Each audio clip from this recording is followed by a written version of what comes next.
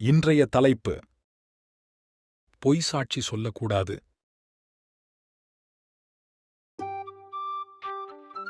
ஓர் ஊரில் நல்லரசன் என்பவன் வாழ்ந்து வந்தான். அவன் பெயருக்கு தகுந்தாற்போல் நற்குணங்கள் பெற்றவனாக இருந்தான். ஏழை எளியவர்களிடம் அன்பு காட்டும் குணமும் மற்றவர்களுக்கு உதவும் உயர்ந்த மனப்பான்மை அவனிடம் இருந்தன. யாராவது தவறு செய்தால் அதனை தட்டிக் கேட்கும் துணிவும் அவனிடம் இருந்தது. அதனால் அந்த ஊர் மக்கள் நல்லரசன் மேல் மிகுந்த நம்பிக்கை வைத்திருந்தார்கள். அந்த ஊரில் வசதியாக வாழ்ந்து வந்த சிலர் நல்லரசனின் செல்வாக்கு கண்டு அவர் மீது பொறாமை கொண்டனர். அவர் புகழை கெடுப்பதற்கு தங்களால் முயன்ற முயற்சிகளை எல்லாம் செய்தார்கள். ஆனால் அவர்களுடைய முயற்சிகள் யாவும் தோல்வியிலே முடிந்தன. பணக்காரர்கள் ஆகிய தங்கவேலும் கருப்புசாமியும் இதனால் மனம் புழுங்கினர். ஏதேனும் ஒரு செயல் செய்த நல்லரசனை அவமானப்படுத்த வேண்டும் என்று துடியாய் துடித்தனர். அந்த பணக்காரர்களுக்கு நல்லரசன் எந்த தீங்குமே செய்யவில்லை. ஆனால் கோயில் திருவிழாவாக இருந்தாலும் வேறு பொது செயல்களாக இருந்தாலும் அந்த நல்ல அரசனுக்கே அனைவரும் முதல் மரியாதை கொடுத்தார்கள். இதைத்தான் அவர்களால் தாங்கிக் கொள்ள முடியவில்லை. எப்படியாவது அந்த நல்லரசனை பழிவாங்க வேண்டும் என்று கங்கணம் கட்டி அவர்கள் அந்த ஊரில் வசித்து வந்து முனியாண்டி என்பவனை அழைத்து பேசினார்கள். அந்த முனியாண்டிக்கு ஊர் மக்களிடம் நல்ல பெயர் இருந்தது. அவனை பகடைக்காயாய் பயன்படுத்தி அந்த வல்லரசனை வீழ்த்திவிடலாம் என்று அவர்கள் எண்ணினார்கள். தங்கவேலும் கருப்புசாமியும் ஒன்று சேர்ந்து சதித்திட்டம் ஒன்றை தீட்டினார்கள். முனியாண்டியை தங்கள் வீட்டில் அழைத்து பேசினார்கள். முனியாண்டி, எங்களுக்காக நீ ஒரு செயல் செய்யணும் என்று கூறி கட்டுக்கட்டாக ரூபாய் நோட்டுகளை அவன் கையில் திணித்தனர். ரூபாய் நோட்டுகளை பார்த்ததும் முனியாண்டிக்கு ஆசை அதிகமானது. அவன் அவர்களை நோக்கி, உங்களுக்காக எதை வேண்டுமானாலும் செய்வேன் என்றான். உடனே அவர்கள் அவனை பார்த்து, இந்த வல்லரசன் தன்னை உத்தமன் போல் காட்டிக்கொண்டு எங்களுக்கு இந்த ஊரில் மரியாதை இல்லாமல் செய்கிறான். அவனுக்கு சரியான பாடம் கற்பிக்க வேண்டும். அதற்குதான் உன்னுடைய உதவி தேவை என்றனர். மேலும் அவர்கள் தங்களுடைய சதி திட்டத்தை அவனிடம் விளக்கி கூறினார்கள். எங்களுடைய 3 லட்சம் ரூபாய் பணத்தை எப்படியாவது அந்த நல்லரசனின் வீட்டில் நீ வைக்க வேண்டும். நாங்கள் போலீசில் புகார் கொடுத்து அவனை கைது செய்கிறோம். அவன் 3 லட்சம் ரூபாயை திருடியதற்கு நீ பொய் சாட்சி சொன்னால் போதும். மற்ற விஷயங்களை நாங்கள் பார்த்துக் கொள்கிறோம் என்று தங்கவேலும் கருப்புசாமியும் முனியாண்டியிடம் கூறினார்கள். முனியாண்டி அவர்களை பார்த்து, நீங்கள் சொல்வது போலவே செய்கிறேன் என்று கூறிவிட்டான்.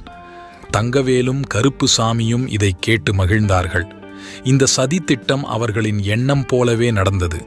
தங்கள் பணம் 3 லட்சம் திருடு போய்விட்டதாக அந்த இருவரும் போலீசாரின் புகார் கொடுத்தார்கள். உங்களுக்கு யார் மீது சந்தேகம் இருக்கிறதா என்று அவர்கள் கேட்டதற்கு உடனே முனியாண்டியை அழைத்து போய் காவல் நிலையத்தில் அந்த இருவரும் ஒப்படைத்தனர். அவன் காவல்துறை அதிகாரியிடம், இந்த ஊரில் நல்லரசன் என்று ஒருவன் இருக்கிறான். நேற்றிரவு இவர்களுடைய வீட்டிலிருந்து பணத்தை திருடி கொண்டு வேகமாக போனது என் கண்களாலே பார்த்தேன். நீங்கள் அவனை விசாரித்தால் எல்லாம் உண்மைகளும் தெரிந்துவிடும் என்று அவன் கூசாமல் பொய் சாட்சி சொன்னான். காவலர்களும் நல்லரசன் வீட்டுக்கு சென்றனர். அவன் வீட்டை சோதனையிட்டனர். வல்லரசனுக்கு தெரியாமல் முனியாண்டி கொண்டு வந்த 3 லட்சம் ரூபாய் அந்த வீட்டு மூலையில் இருந்ததை காவல் அதிகாரிகள் கைப்பற்றினர். அவர்கள் நல்லரசனை பார்த்து, இந்த பணம் உங்க வீட்டில் எப்படி வந்தது என்று கேட்டார்கள். நல்லரசன் நிதானத்தை இழக்காமல், சார், இந்த பணம் பற்றி எனக்கு எதுவும் தெரியாது. இது எப்படி இங்கே வந்தது என்பதும் எனக்கு தெரியாது. இதுல ஏதோ சதித்திட்டம் இருக்கிறது. அந்த முனியாண்டியை நீங்கள் கண்காணித்தால் உங்களுக்கு விஷயம் தெரிந்துவிடும். உங்களோடு விசாரணைக்கு நான் முழு ஒத்துழைப்பு கொடுக்கிறேன் என்றான். ஊர் மக்களின் நன்மதிப்புக்குரியவன் வல்லரசன் என்பதால் அவனுக்கு மதிப்பு கொடுத்து காவல் அதிகாரிகள் முனியாண்டின் வீட்டுக்கு சென்று சோதனையிட்டனர். அவன் வீட்டிலிருந்து சில ரூபாய் கட்டுகளை காவல்துறையினர் கைப்பற்றினார்கள். அந்த கட்டுகளை சோதித்ததில் அவை அனைத்துமே கள்ள நோட்டுகள் என்பது தெரிந்தது. முனியாண்டி சிறையில் அடைக்கப்பட்டான். கள்ள நோட்டு வழக்கில் அவன் பெயரை சேர்த்தார்கள். அதை அறிந்த முனியாண்டி காவல் அதிகாரியை பார்த்து, சார், எனக்கு அதுபோல் புத்தியெல்லாம் கிடையாது. பணத்துக்கு ஆசைப்பட்டு உத்தமரான நல்ல அரசனுக்கு எதிராக போய் சாட்சி கூறினேன். அதுக்கு கடவுள் எனக்கு சரியான தண்டனை கொடுத்து விட்டார். தங்கவேலும் கருப்புசாமியும் இருவரும் என்னை இவ்வாறு செய்ய சொன்னார்கள். மற்றபடி கள்ள நோட்டுக்கும் எனக்கும் எந்த சம்பந்தமும் கிடையாது என்று எல்லா உண்மையும் கூறிவிட்டான். உடனே காவல்துறை அதிகாரிகள் தங்கவேலு மற்றும் கருப்பசாமியையும் கைது செய்து சிறையில் அடைத்தனர். இந்நிகழ்ச்சியின் மூலம் நல்லரசின் மீது மக்களுக்கு இருந்த நன்மதிப்பு மேலும் கூடியது. நீதி: யார் மீதும் எப்பொழுதும் பொய் சாட்சி சொல்லக்கூடாது. அது ஒரு நாள் வெளிப்பட்டு பொய் சாட்சி கூறியவரே தண்டனைக்கு உட்படுத்திவிடும். எனவே அனைவரும் மனசாட்சிக்கு உட்பட்டு நல்லவர்களாக வாழ வேண்டும்.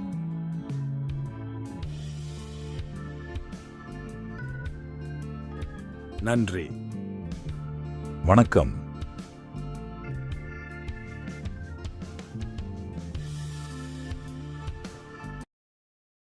இந்த கதை உங்களுக்கு பிடிச்சிருந்தால் லைக் மற்றும் சப்ஸ்கிரைப் செய்யவும்.